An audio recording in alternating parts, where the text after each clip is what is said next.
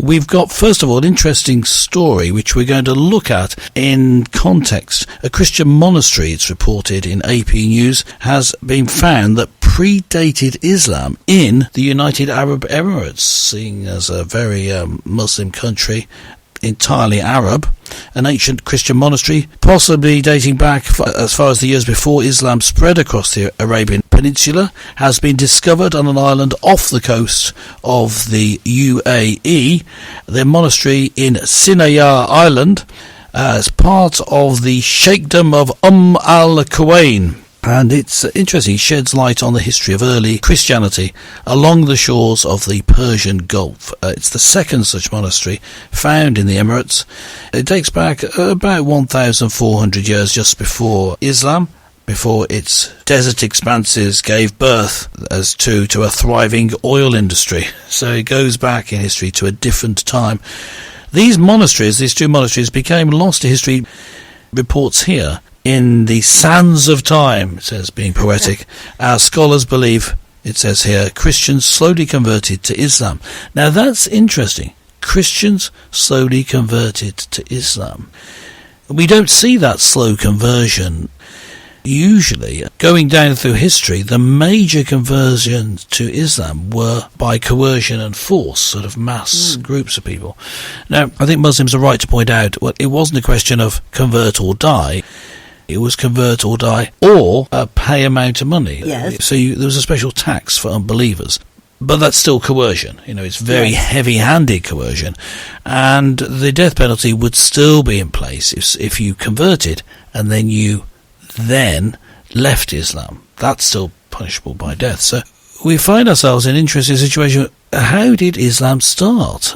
Did it start by Christians changing their mind, or did it start by force? What was the actual original start? Were people persuaded? Right at the beginning, I know I was talking about through time that's happened, the coercion, but right at the beginning, what are the beginnings of Islam? And here's an interesting point that we're going to talk about now, Beryl. And listeners, this may be the first time you've come across this, but there is a strong, a growing opinion amongst scholars of Islam and of the Islamic writings, including the holy book, the Quran, that in fact Islam was originally itself Christian.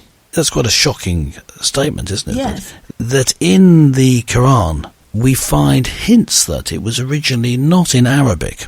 And that, not in the Arabic language. Yeah, not in the Arabic language. And not only that, but they find that the original language is possibly a form of Aramaic and possibly a Coptic language. Because Jesus spoke Aramaic. Jesus, we believe, spoke a mixture of Aramaic and Greek. Greek was the lingua franca at the time, it was what everyone spoke. The documents are in Greek, but we can tell by the way the inflections, the way that phrases are used, that Jesus was either influenced by or actually just spoke Aramaic most of the time with his friends. But in public speaking, did he use that? Well, it's quite likely he used Greek in public speaking. And you do see changes depending on whether he's giving like a big talk or whether he's chatting with his disciples. And so people have analysed that and say, yeah, probably his main language was Aramaic. As to whether the Gospels were first written in Aramaic, that's different. People argue over that. Maybe they were originally written in Greek, but they have this flavour to them because of the spoken language was Aramaic. But when they look at the Quran, when you look at what appear to be the earliest Quranic verses, what we sometimes call the proto-Quran, the bits that we're sure of was around early, you can trace it to being a different language, not Arabic, first of all. There's quite a few. Now, I'm reading from an article by Peter Leithart, Leithart, that's his name. Now, he's writing on this. He notes that scholars see, it seems that the Quran may have originally been not Islamic as in a separate religion. One of the central arguments is that the Quran is an Arabic translation of the Aramaic text, which is what I was saying earlier, although parts were, it says here, Syriac. So one of the languages, not what I said, Coptic, but and there were some strange oddities apparently in the Arabic text. They just seem strange. But when you say, it was originally Syriac or it was Aramaic, then it makes sense of it. So that's why they can do that. And in the Quran, Surah 44:58 says, "We have translated the Quran into your language so that they may allow themselves to be reminded." In other words, they say they're translating it into the Arabic. So it's meant to be an Arabic version of an earlier text. If that's the case, what have we lost? What has been changed over the years of these added Arabic verses? Well, no, we know, by the way, that the Quran hasn't stayed the same over the years. I mean, there's now 40, at least, different versions available Yes, if I've you read buy it that to different myself. places around the world. So let's just dispense with that. I know that that's often said in Islam, but that's sort of an unproven belief that they have. But what I wanted to discuss here is we don't have access to the original Quranic materials to look at it here, to check through it. But what we can do is say, if that's true, what can we see that it was originally Christian? What can we see in Islam today that has been preserved? What good things have been preserved in Islam? We often criticise, I think for good reasons on this show, Islamic practices. But there are good things about Islam. What do you observe, Beryl, in Islam today that we think, that might be something that comes from Christianity, or at least it's something that's good, we're glad it's preserved? To my mind, there are two things particularly that strike me. Devotion. Yeah. Mm-hmm. They are obviously people who are Muslims, of what we see of them anyway, when we observe them on the television and the media, we see an outward expression of devotion. Yeah. That is, they abase themselves on the floor. Yes. When they pray. When they show their devotion to Allah, they get down on their knees, they bow their heads to the floor. It's obvious devotion. Yeah, devotion, yeah. And that does seem to be similar to praising God, worshipping God, as described in the Bible. The people would throw themselves on the ground in order to worship, throw themselves at the feet of someone, And indeed, even in the New Testament, the Greek word used for worship can be translated as kiss towards. You fall on them and kiss them. So falling down and kissing someone is worship. So, they seem to have a good handle on that, don't they? On worship in that way, devotion. Mm-hmm. Another aspect is their hospitality. Right, yeah.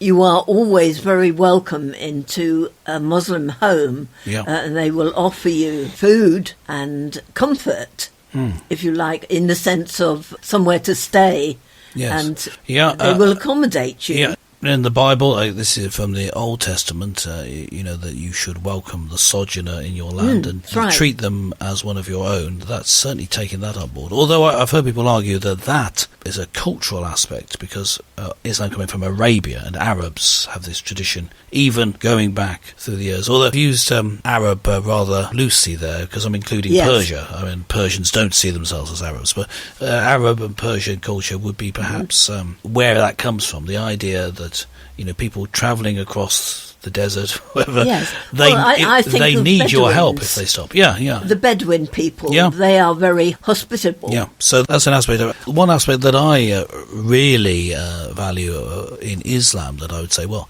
that's something good, that I'm glad that that's in there. Maybe it's preserved from its pre-Islamic days, the insistence on the importance of family and of sexual purity. In other words, sex is specifically between a man and a woman in marriage. There are different traditions about marriage and how that's conducted that I think are problematic in the teachings of Islam, not necessarily with Muslims living in Britain that I know, but in the teachings of Islam.